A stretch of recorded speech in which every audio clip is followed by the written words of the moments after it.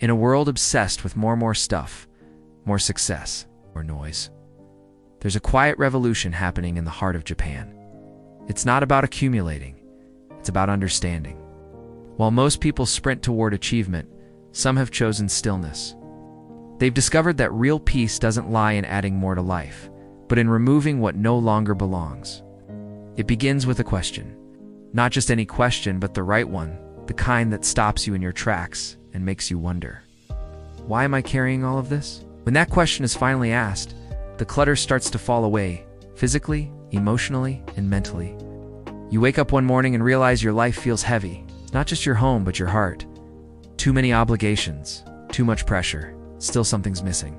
Japanese minimalists have discovered a different path, one that begins not with cleaning your home, but with clearing your mind. They ask what matters now. And with that, they begin to build a life rooted in clarity, peace, and gentle intention. This is not a trend. It's a way of being. One of the most powerful questions in Japanese minimalism is this: does this serve me today? It seems simple, but it's deeply transformative.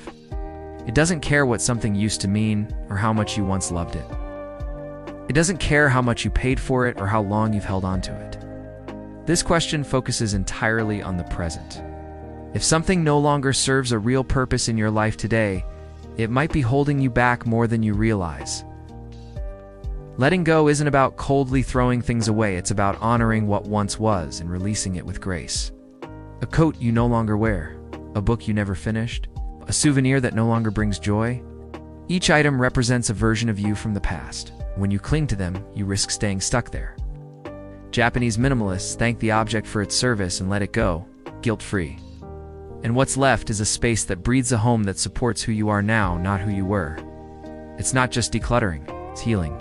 Ask yourself this: does this bring lightness or noise? You might be surprised at what you hear. Some things don't weigh down our shelves, but they weigh down our spirit. A loud painting, a chaotic room, or even a memory attached to an object can hum in the background of your life, like static on a radio. It disrupts your inner peace without you realizing it. Japanese homes are often quiet, not just in sound, but in energy. They radiate calm because every detail whispers serenity. In Japan, beauty is found in the quiet, what they call shibui, a subtle, understated elegance. When something doesn't bring lightness, no matter how expensive or sentimental, it may be costing you in a deeper way. By asking this question with courage, you give yourself permission to release what irritates, distracts, or burdens you. You create room not just in your home, but in your mind and soul. Slowly, lightness returns, not as emptiness, but as peace. It's the moment your space becomes a sanctuary, not because you own less, but because everything you own helps you breathe. One of the most honest questions you can ask is, would I buy this again today? Not yesterday, not someday, right now. This question isn't about guilt or regret, it's about truth. As so often we hold on to things because we spent money on them or because they're still good. But that kind of logic keeps us tied to decisions we've already outgrown. The Japanese know that just because something costs you doesn't mean it still deserves you. If you wouldn't choose it again, why let it take up space in your life? It goes for clothes, decor, habits, even commitments.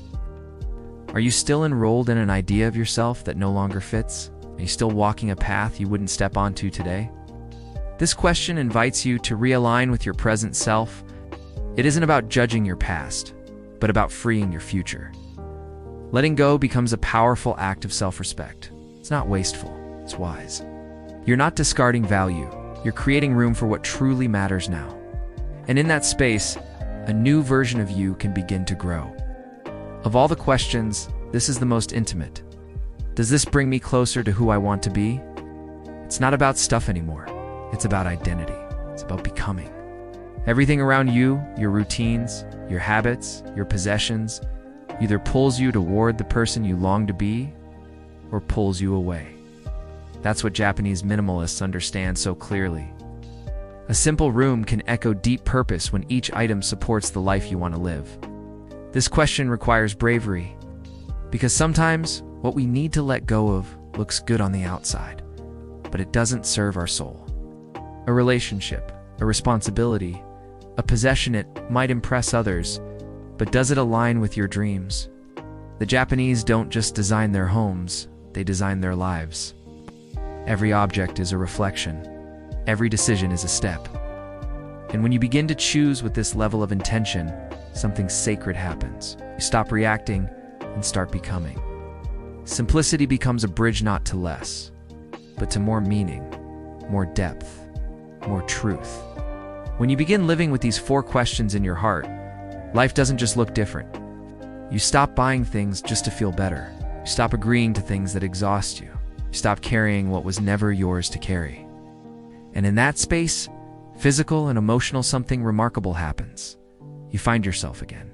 Your mind softens. Your breathing slows. Peace gently returns like an old friend. Japanese homes might look empty to the Western eye, but they are full of something far more precious. Space. Space to reflect. Space to heal. Space to grow. The beauty of these questions is that they don't demand perfection, just awareness, just the courage to begin. Every time you ask, does this serve me? You take one small step closer to freedom. Simplicity, then, becomes an act of love, a gentle revolution that starts in your home, but echoes in your soul. So pause. Ask the question. Let go. And watch your life begin to bloom.